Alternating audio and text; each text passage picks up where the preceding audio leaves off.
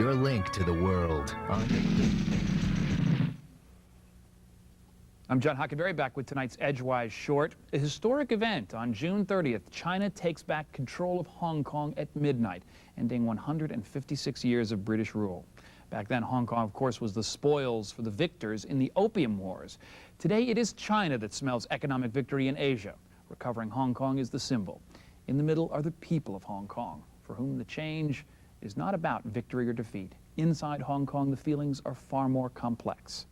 Just listen to what Danny Young, the founder of an experimental theater group, has to say as Hong Kong takes center stage.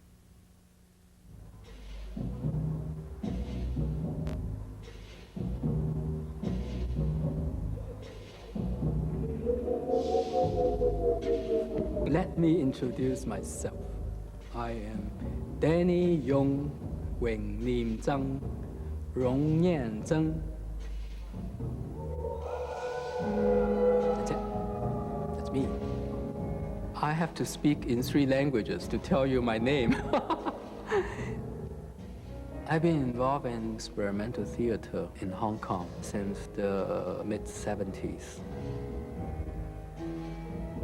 In Hong Kong, more people are bilingual and bicultural than any other city in Asia.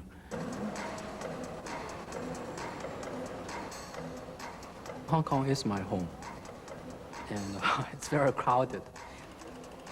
6.4 million population. I would say it's the most cosmopolitan city in the East. There is some kind of fusion between the East and West in Hong Kong.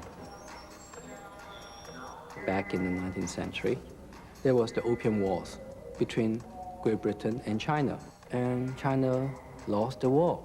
So Hong Kong became a British colony. And then later on, 1898, the new territories also became part of the colony, leased to the British for 99 years. It's here. It's up now. July 1st, the return of Hong Kong to China.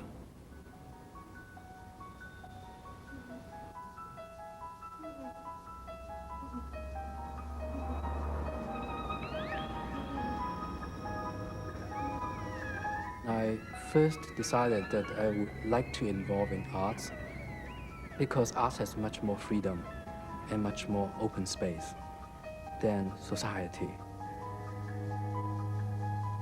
We formed a group, Zuni, which is an arts collective that's interested in experimental theater.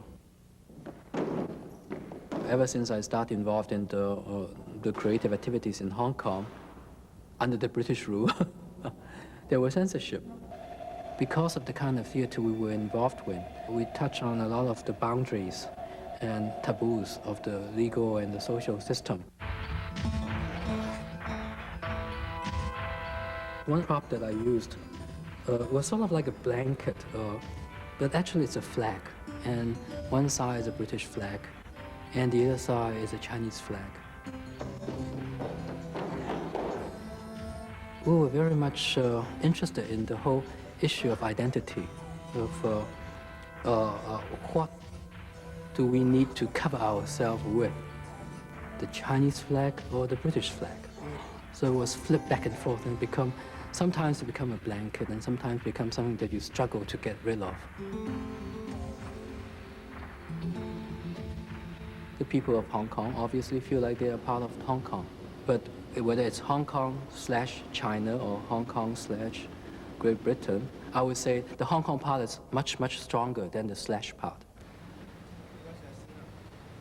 Ever since February 1997, there's about 8,000 journalists all crowded into Hong Kong.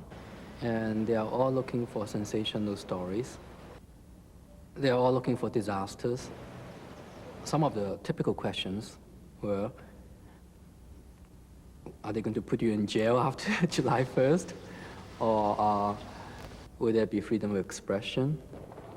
They are looking for easy answers, and they are not patient enough to learn all the background of what's been going on in the last 15 to 20 years.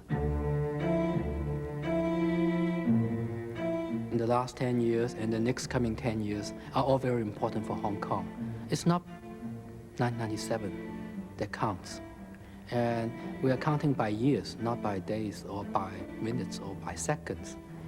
Things accumulate and accumulate by efforts, not by emotional response or anxiety attacks.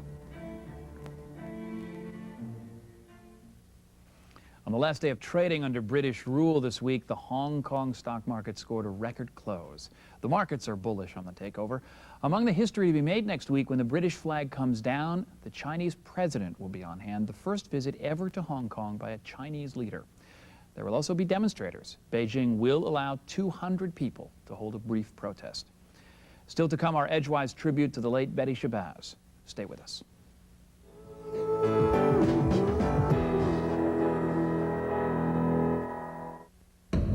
50 years ago, something happened.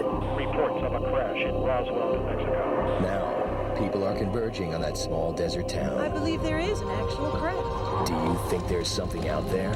Are you sure? This 4th of July weekend, join MSNBC